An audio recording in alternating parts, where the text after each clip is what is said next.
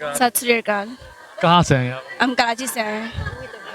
ननकाना साहब आके कैसी फीलिंग है आपकी? ननकाना साहब गुरु नानक का दर है, जन्मदिन सबको खुशी होती है आने में। बहुत अच्छा लगा हमें आकर यहाँ पर। यहाँ पे आपने क्या क्या चीज़ें खाई हैं? यहाँ के सब एंजॉय किया, सब कुछ टेस्ट किया, सब कुछ बहुत अच्छा था।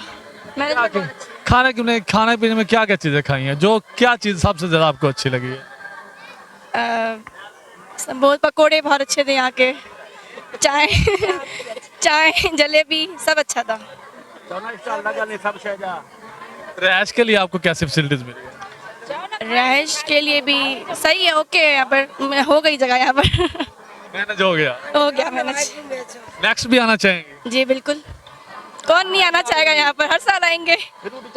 आप फर्स्ट टाइम आई हैं कि पहले भी आती रही हैं? जी फर्स्ट टाइम आई हैं कि पहले भी आती रही हैं? नहीं, मैं पहले भी आई थी, 5 साल पहले आई थी, लेकिन